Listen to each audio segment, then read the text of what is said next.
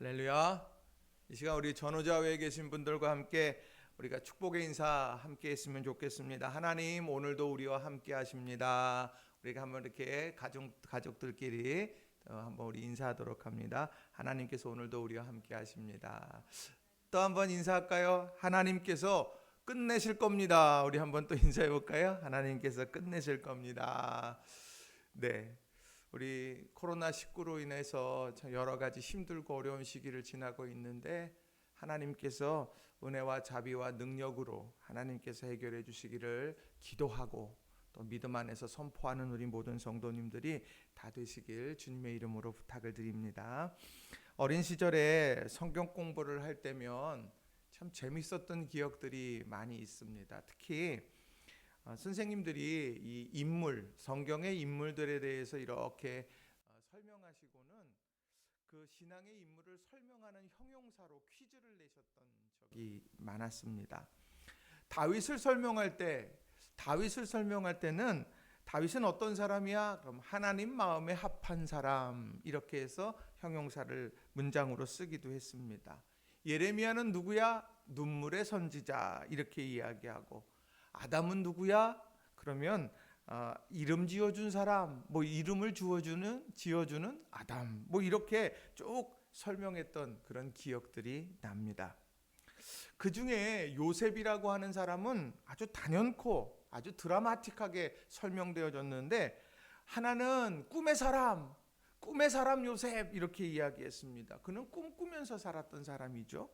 또 총리 대신 노예에서 총리가 되어져서 성공한 요셉, 이렇게 설명하기도 했습니다. 형들에게 인신매매를 당해 애굽에 팔려가는 밑바닥 인생에서 애굽의 총리 대신이 되어서 애굽과 주변국들을 기아에서 살려낸 사람이다, 이렇게 가르치면서 그렇게 설명하셨던 적이 있습니다. 우리 역시 요셉 그러면 꿈의 사람이다, 또 성공의 사람이다, 우리가 이렇게 생각합니다. 그런데 요셉을 대할 때 우리는 그 프레임으로 그 성경을 읽다 보면, 그 인물을 이렇게 보다 보면 놓치는 것들이 있더라는 거예요. 저는 오늘 그 꿈의 사람이고 또 성공의 사람 요셉이지만 그의 이면에 바로 이런 눈물을 흘리는 그런 모습이 있었다라고 하는 것을 여러분들과 함께 살펴보면서, 이 눈물의 사람 요셉이 흘렸던 그 눈물이 갖는 의미가 무엇일까, 그 교훈의 메시지를 여러분들과 좀 함께 나누고 싶습니다. 오늘 여러분들과 두 가지로 함께 살펴보려고 하는데요, 바로 우리가 회복해야 될 중요한 신앙의 표징이 될 거라 생각합니다. 첫째로는요, 이해할 수 없는 고난조차도 하나님의 섭리 안에 있음을 알아야 한다는 겁니다. 이해할 수 없는 고난조차도 하나님의 섭리 안에 있음을 알아야 된다는 거예요. 이게 참 어려운 일입니다. 자, 요셉, 오늘 본문은요, 요셉이 형들과 만나고 형들에게 자신이 누구인지를 알려주고 함께 부둥켜 안으며 눈물을 흘리며 회복이 되어지는 이제 그런 모습을 잘 설명하고 있습니다. 그런데 지금 이 요셉이 형들과 만나서 눈물을 흘리는 이 순간까지 그 요셉의 삶을 되돌아보면 고난의 연속이었습니다. 요셉은 야곱처럼 장자권을 얻기 위해 가진 노력을 했던 사람이 아니었습니다. 잘 아시다시피 그는 그저 천진난만한 사람이었어요. 창세기 37장에 보면 요셉은 아버지가 다른 형제에게 해주지 않았던 채색 옷을 입혀주었습니다. 요셉이 나 채색 옷 나 사주셔야 돼요, 브랜드 채색 옷 사주셔야 돼요, 그런 게 아니라는 거예요. 단지 아버지가 노년에 얻은 아들이었기 때문에 다른 형제들보다 더 사랑해서 요셉이 원하지 않아도 그 채색 옷을 준비해서 입혀주었던 거예요. 근데 그것이 형제들의 시기의 대상이 되기도 했다는 것이죠. 또 요셉이 어느 날 꿈을 꾸게 되죠. 두 번의 꿈을 연달아 꾸게 됩니다. 하나는 형제들의 곡식단이 요셉의 곡식단을 향하여 절하는 꿈이었고, 다른 하나는 해와 달과 11별이 요셉에게 절하는 꿈이었다는 거예요. 그 꿈 요셉이 꾸고 싶어갖고 내가 꿔야 되겠다 그러고서 소망했던 꿈입니까? 아니에요. 하나님이 그냥 꿈꾸게 하신 거라는 거예요. 채색 옷이나 꿈이나 이 모든 것들이 요셉이 원하고 추구했던 것은 아니라는 거예요. 하나님께서 그렇게 꾸게 하셨고 아버지가 그렇게 지어 입힌 거라는 거예요. 그런데 그런 채색 옷을 입고 꿈을 꾸는 그의 인생, 그러나 삶은 그와 정반대의 길로 걸어가는 것 같았습니다. 고난의 연속이었습니다. 형들 손에 팔려갑니다. 자기가 원했던 것 아니죠. 보디발에게 팔립니다. 자기가 원했던 것 아니에요. 억울한 누명을 쓰고 갇힙니다. 진짜 억울한 일이죠. 바로가 그를 부릅니다. 어느 것 하나 보면 그의 인생에서 그가 주도적으로 이루어갔던 것은 없고 다만 수동적으로 끌려가는 것처럼 그렇게 보입니다. 날개를 활짝 펴고도 날개가 있지만 날개를 활짝 펴지 못하고 살아가는 독수리와 같은 그런 모습이 아니겠습니까? 하나님께서 꿈꾸게 하셨는데, 그리고 아버지가 그렇게 나를 사랑하셨는데 왜 내 인생은 이렇게 고난의 연속일까? 아마도 그런 혹독한 고난의 한복판에 두 발을 딛고 서 있는 요셉은 하나님이 꾸게 하신 꿈을 다 잊어버렸는지도 모릅니다. 다른 사람의 인생에는 몰라도 자신의 인생의 한복판에 하나님의 섭리, 하나님의 꿈, 이런 것들은 존재하지 않는 것처럼 느꼈는지도 모릅니다. 그러나 하나님의 말씀은 오늘 그의 인생을 이 창세기에 고스란히 기록해 놓으시면서 우리에게 분명하게 알려주신다는 거예요. 그것이 무엇이겠습니까? 이 고난의 긴 행군 가운데 하나님의 섭리가 없는 것처럼 보이느냐?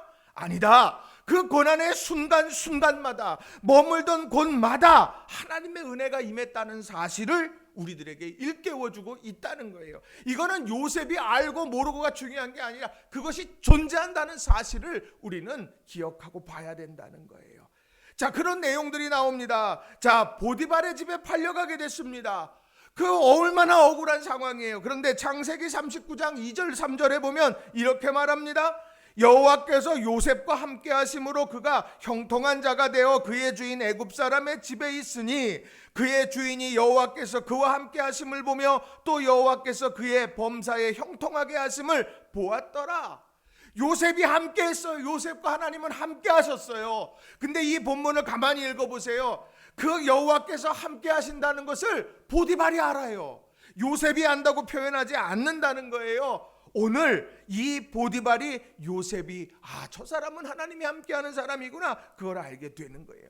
그러니까 어떻게 합니까? 자기의 소유의 모든 것을 맡기지요. 그랬더니 하나님이 더 큰 복을 주세요. 창세기 39장 5절에 그가 요셉에게 자기의 집과 그의 모든 소유물을 주관한 때부터 여호와께서 요셉을 위하여 그 애굽 사람의 집에 복을 내리심으로 여호와의 복이 그의 집과 밭에 있는 모든 소유에 미친지라. 여호와께서 요셉을 위하여 그 애굽 사람의 집에 복을 내려요. 요셉은 몰라도 보디발은 알았다는 거예요. 그가 억울한 누명을 쓰고 옥에 갇혔을 때도, 요셉이 옥에 갇혔을 때도 마찬가지였어요. 창세기 39장 23절에 보면 간수장은 그의 손에 맡긴 것을 무엇이든지 살펴보지 아니하였으니 이는 여호와께서 요셉과 함께 하심이라. 여호와께서 그를 범사에 형통하게 하셨더라.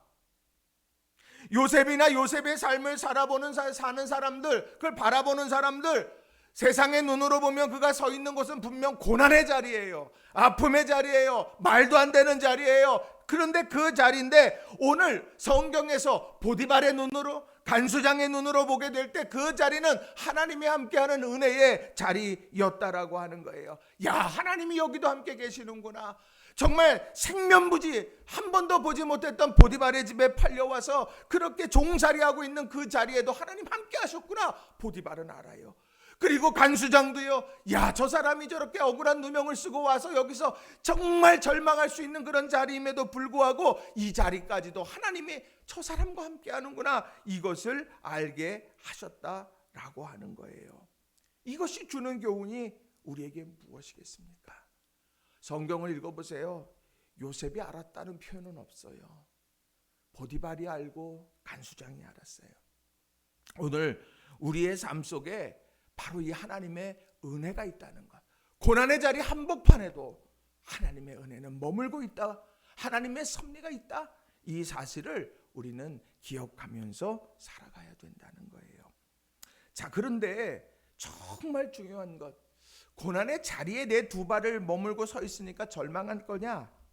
아니면 고난의 자리에도 함께 하신 하나님을 바라보며 새 힘을 낼 거냐? 이건 믿음의 선택이라는 거예요. 우리 믿음의 시선이 어디에 고정되어져 있느냐는 거예요. 우리 믿음의 사람들은 좋은 일이 있어도 하나님 감사합니다, 그렇죠?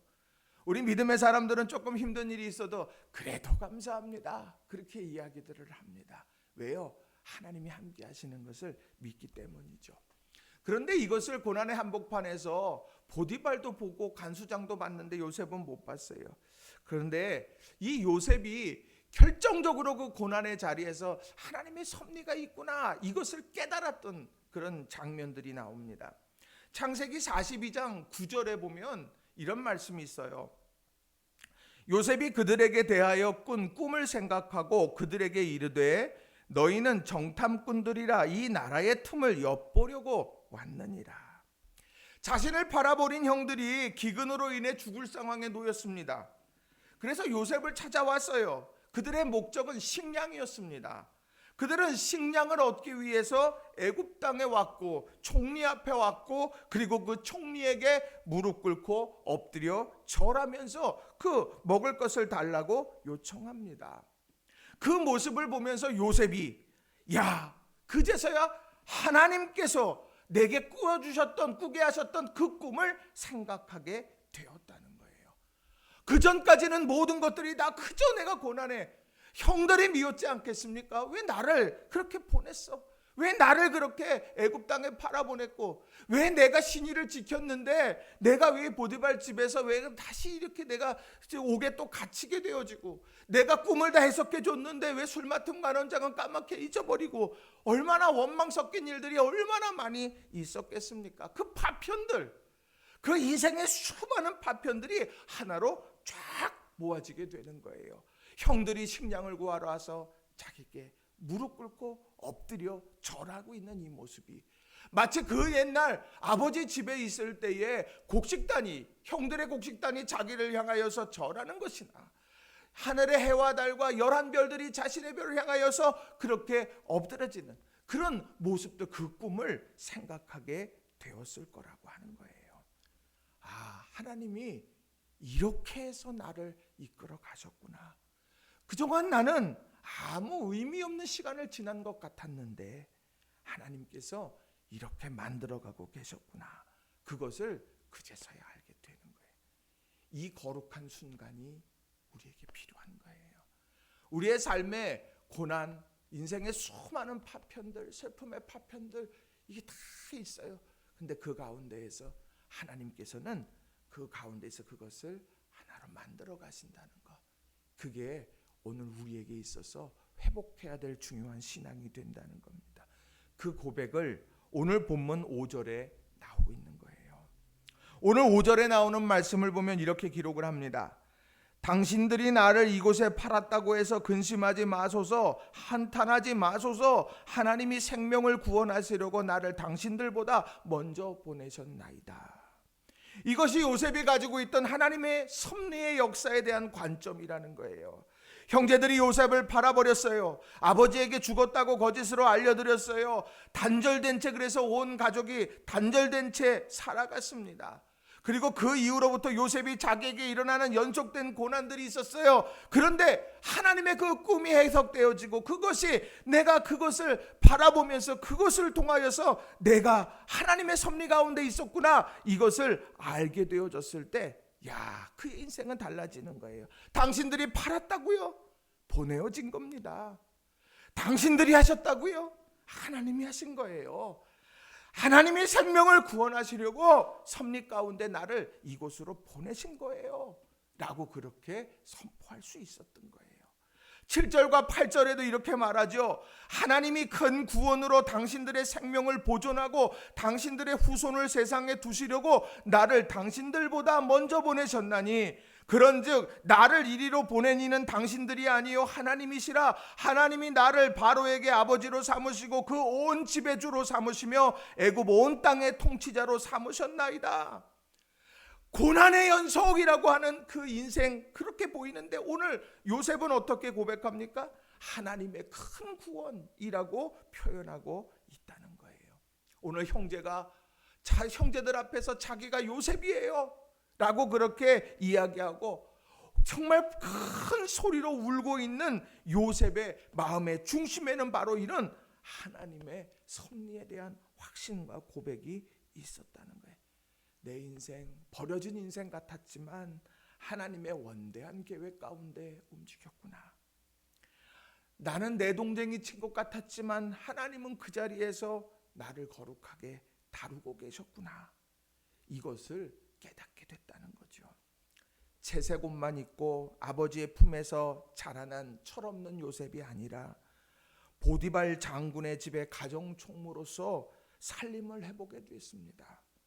그 많은 사람들과 더불어서 많은 재산을 가꾸어 보는 그런 일들, 관리해 보는 일들을 하게 됐죠.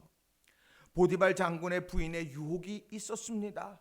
그러나 그 유혹 앞에서 신의와 절개를 지켰는데 그것이 감옥으로 가는 실패의 자리처럼 보였지만, 그러나 그 자리에서 술 맡은 관원장 왕의 측근들을 알게 되었고 마침내 바로에게 가는 지름길이 열리게 되었다는 거죠.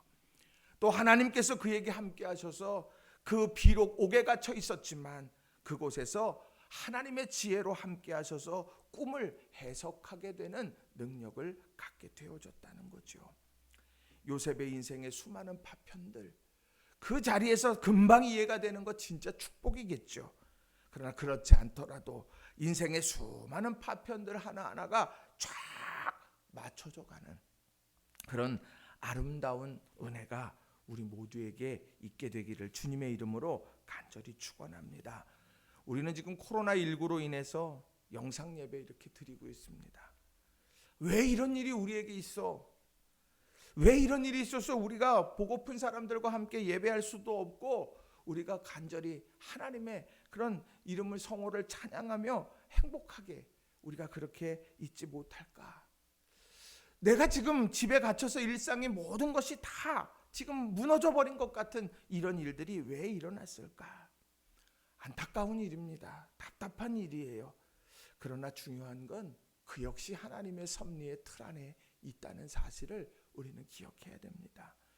기도하면서 이 코로나19 이후의 때를 생각하게 됐어요. 왜 이런 일들이 일어났을까? 또 우리에게 주시는 교훈이 뭘까? 그냥 저 나름대로 여러 생각이 들더라고요. 하나는 난공불락처럼 교회 안에 잠입해서 흔들어 놓던 이단 신천지가 드러나게 하지 않으셨습니까? 그래서 온 나라 온 사람들이 그 실체를 다 알게 되어졌어요. 어디에 예배 처소가 있는지, 또 그들이 어떤 일을 하는지 이런 것들을 하나님께서는 다 드러나게 하셨죠. 또 매너리즘에 빠져서 신앙생활하던 우리들에게 경각심을 주었어요. 주일이면 예배당 가고 예배당 가서 그냥 예배 드리고 그저 내가 또 그냥 살면 되지, 우리가 그냥 다람쥐 쳇바퀴 돌듯이 그냥 그렇게 살아가는 우리들, 그 매너리즘에 빠져있던 우리들에게 이것이 얼마나 복된 일이고 또 우리가 이 예배를 얼마나 중심으로 우리가 움직여야 하는지에 대해서도 하나님께서는 깨닫게 하신 것 같아요. 또 하루하루가 당연한 것이 아니라 정말 우리들에게 정말 감사하고 소중한 순간이구나 라고 하는 것도 일깨워 주셨습니다. 종료주일에 우리가 회집해서 만나서 예배 드리려고 하는데 아마 그때 만나면 정말 울지 않을까 그런 생각도 해보게 돼요. 또 공교회로서 개척교회의 여러 일들을 위해서 그렇게 열심으로 달려왔던 우리 교회들이 이제는 공교회로서 사회적인 책임과 공공성에 대한 깊은 관심을 갖게 되는 때, 거룩한 연대에 대한 중요한 부분들에 대해서 다시 한번 생각하게 되는 것 아닌가, 그렇게 보게 됩니다. 코로나19 단정 짓지 마세요. 그 고난 힘들고 어렵지만 그 가운데서 하나님이 우리를 깨닫게 하시는 것이 여러분에게 분명히 있을 겁니다. 또 하나님께서 요셉의 삶을 디자인하신 것처럼 우리의 삶도 반드시 디자인하시고 이끌어 가셔서 선하게 완성해 가실 거예요. 그렇다고 하면 오늘 우리는 하나님의 섭리의 관점, 이것을 회복하며 내가 이해되지 않더라도 하나님의 섭리 안에서 움직여지고 다루어지고 있다는 사실을 믿음으로 고백하면서 살아가면 된다는 거예요. 이 시간 우리 영상으로 예배드리지만 우리 곁에 있는 가족들과 함께 인사했으면 좋겠습니다. 자, 모든 것이 하나님의 손에 있습니다. 우리 그렇게 한번 축복하며 인사할까요? 모든 것이 하나님의 손에 있습니다. 또 하나님의 선한 뜻대로 이루어질 것입니다. 우리 인사하겠습니다. 하나님의 선한 뜻대로 인도하실 것입니다. 이루어질 것입니다. 자, 두 번째로는요, 하나님의 섭리를 믿는다면 마음의 문을 넓게 열어야 한다는 겁니다. 하나님의 섭리를 믿는다면 마음의 문을 넓게 열어야 된다는 거예요. 자, 말씀을 준비하면서 오늘 본문을 머릿속으로 이렇게 상상해 보게 됐습니다. 지금 이 순간, 지금 요셉은 애굽의 총리로서 갑이에요. 그리고 형제들은 식량을 구하러 온 을입니다. 세상은 그렇게 봐요. 그런데 갑작스럽게 요셉이 1절 2절에 쭉 보면 정을 억제하지 못하고 형제들에게 자신을 알리고 대성통곡을 하게 되는 장면이 나옵니다. 얼마나 대성통곡을 했느냐, 2절에 보면 요셉이 큰 소리로 우니 애굽 사람에게 들리며 바로의 궁중에 들리더라. 그저 흐느낀 게 아니에요. 그저 그냥 내가 총리고 뭐고 그냥 내려놓고 그냥 소리내서 그렇게 울고 있는 거예요. 왜일까? 평정심을 지금까지 유지했던 요셉에게 왜 이런 극적으로 정을 주체하지 못하고 울게 되어지는 이런 극도의 변화를 갖게 되어졌을까? 그것은 하나님에 대한 섭리, 그것에 대한 깨달음만은 아닐 거예요. 거기에는 바로 그 여정 속에 새겨진 사랑, 그것 때문이라는 겁니다. 사실 이 45장의 1절과 2절을 이해하려면 44장을 쭉 봐야 되는데, 이 44장에 보면 바로 요셉이 베냐민을 인질로 잡고 있으려고 그랬어요. 그때 유다가 딱 나타나서요, 자신을 인질로 좀 삼아달라고, 베냐민은 좀 보내주고 나는 내가 인질로 대신 남겠다고 이렇게 얘기해요. 유다가 장자가 아닙니다. 유다가 장자가 아니라 루벤이 장자예요. 그런데 오늘 유다가 도리어 장자처럼 그렇게 나아가고 있는 것을 보게 돼요. 자, 그러면서 하는 말이 창세기 40장 30절부터 32절에 보면 이렇게 이야기합니다. 자, 30절에는 뭐라고 말하느냐? 아버지의 생명과 아이의 생명이 서로 하나로 묶여 있거늘. 운명 공동체, 생명 공동체라는 거예요. 따로 떼어놓을 수가 없다라고 하는 걸 이야기하는 거예요. 또 31절에도 보면 아버지가 아이의 없음을 보고 죽으리니 이같이 되면 종들이 주의 종 우리 아버지가 흰머리로 슬퍼하며 스올로 내려가게 함이니이다. 아버지가 돌아가실 것 같아요, 베냐민이 같이 안 가면. 또 32절에 보면 주의 종이 내 아버지에게 아이를 담보하기를 내가 이를 아버지께 데리고 돌아오지 아니하면 영영이 아버지께 죄짐을 지리이다 하여 싸우니 내가 책임지고 데려오겠습니다. 아버지랑 내가 약속했어요 라고 그렇게 이야기하는 거예요. 아버지의 생명과 아이의 생명이 하나가 되어 이 일을 통해서 상실의 아픔 속에서 아버지가 돌아가실지도 몰라요. 그리고 나는 약속했어요, 이 아이를 데리고 오겠다고. 그래서 유다 자신을 인질로 삼아달라고 요셉에게 요청하는 거예요. 이 순간 요셉이 울컥하는 거예요. 왜요? 자기의 삶에도 그게 있었기 때문에. 자기의 삶에도 그런 순간이 있었기 때문이에요. 시간을 거슬러서 그가 인신매매를 당하게 될 때, 애굽으로 내려오게 때, 팔려가게 될 때 그는 사실 죽은 목숨이었습니다. 창세기 37장 23절과 24절에 보면 이제 형들이 죽이기로 작정한 거예요. 창세기 37장 23절 24절에 보면 거기에 요셉이 형들에게 이르매 그의 형들이 요셉의 옷 곧 그가 입은 채색 옷을 벗기고 그를 잡아 구덩이에 던지니 그 구덩이는 빈 것이라 그 속에 물이 없었더라. 채색 옷을 벗겼어요. 체온 조절할 수도 없는 거예요. 빈 구덩이에다 쳐넣었어요. 근데 그 속에 물이 없어요. 시간 지나면 죽는 거예요. 그렇게 죽게 되어지고 그의 형들도 다 그것에 동조하고 있을 때, 그때 딱 그 중재를 위해서 나섰던 사람이 유다입니다. 그 유다가 창세기 37장 26절 27절에서 이렇게 형들에게 말해요. 동생들 형들에게 말합니다. 유다가 자기 형제에게 이르되 우리가 우리 동생을 죽이고 그의 피로 덮어둔들 무엇이 유익할까? 그를 이스마엘 사람들에게 팔고 그에게 우리 손을 대지 말자. 그는 우리 동생이요 우리의 혈육이니라 하며 그의 형제들이 청종하였더라. 손 대지 말자. 그는 우리 동생이고 우리 혈육이야. 그가 정말 미웃고 지금 내가 그가 없었으면 좋겠고 그래서 그를 죽이고 싶은 마음까지 들었는지 모르지만 기억하자. 쟤는 우리 동생이야. 쟤는 우리 혈육이야. 그러면서 이제 그를 살려냈다는 거예요. 바로 오늘 베냐민을 놔주고 나를 인질로 삼아달라고 하는 유다의 그런 요청 앞에서 자기를 위해서 쟤는 우리 형제요 우리 동생이고 우리 혈육이다 그렇게 외쳤던 그 유다를 떠올리게 되는 거예요. 그러니까 마음이 폭파쳐 오르는 거예요. 유다 형 오늘 이렇게 나를 사랑으로 다시 보고 있군요. 오늘 그 마음의 정이 확 일어나고 눈물이 왈칵 쏟아지는 거예요. 그리고는 두려움에 빠져있는 내가 행한 일이 있으니까 나 죽겠구나 그렇게 포기하고 있을 형제들에게 손을 내미는 거예요. 이리 가까이 오세요.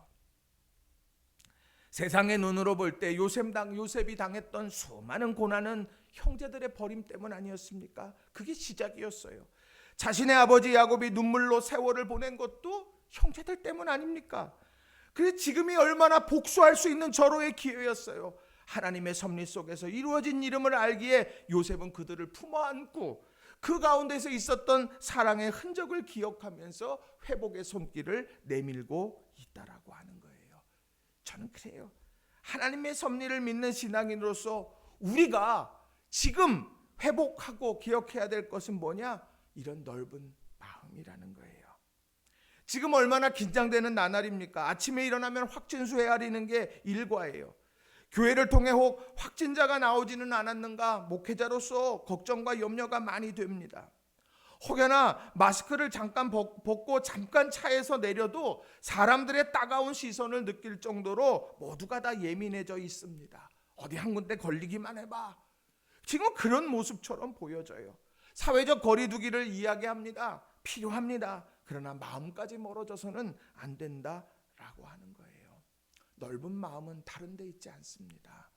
오늘 요셉의 삶 속에 하나님의 섭리로 이렇게 회복시키고 만들고 완성해 가셨듯이 오늘 우리의 고난의 현장에서도 하나님께서는 그렇게 만들어 가실 거라는 거예요. 요즘 최고의 선물은 마스크라고 합니다.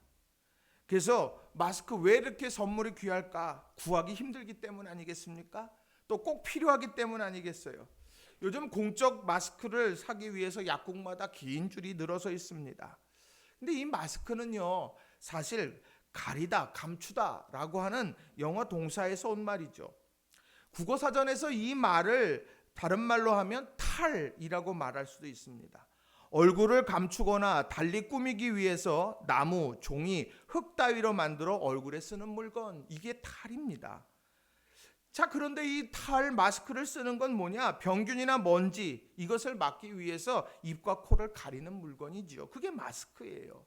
그러니까 정상적인 상태에서 마스크는 필요 있는 게 아니라 문제가 있을 때 필요가 있는 거죠.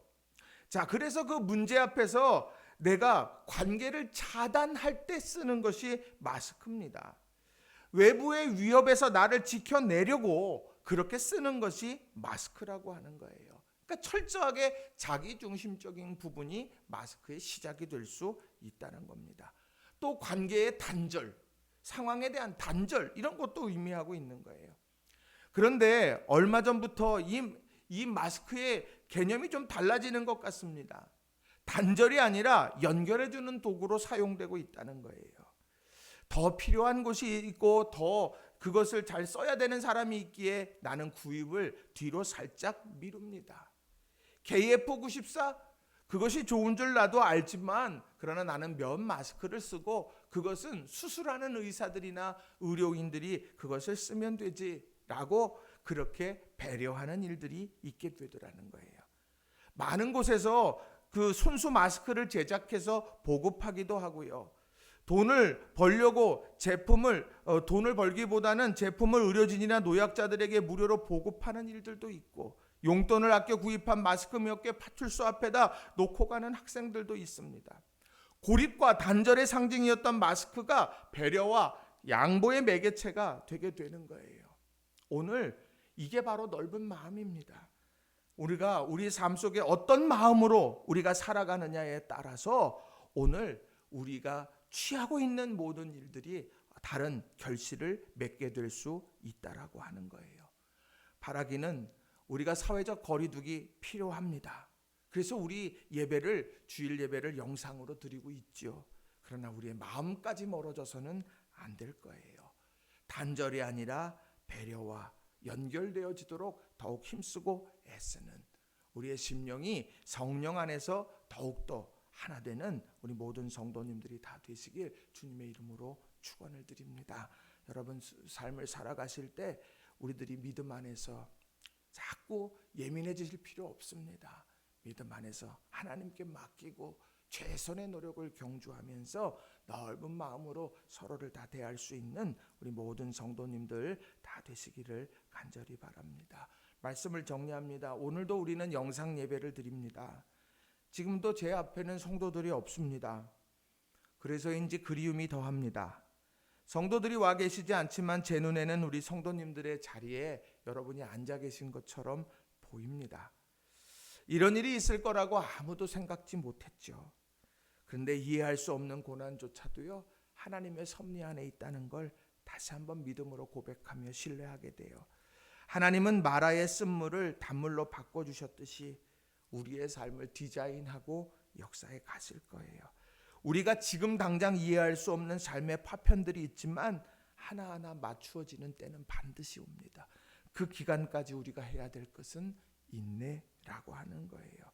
그리고 그때까지, 그날이 오기까지, 해결이 될 때까지 우리는 하루하루 진심을 다해서 살아가고 넓은 마음으로 공감하고 포용하며 기도하며 준비해 가면 되는 겁니다. 이런 아름다운 삶을 살아가는 우리 모든 성도님들이 다 되시기를 주님의 이름으로 간절히 축원합니다.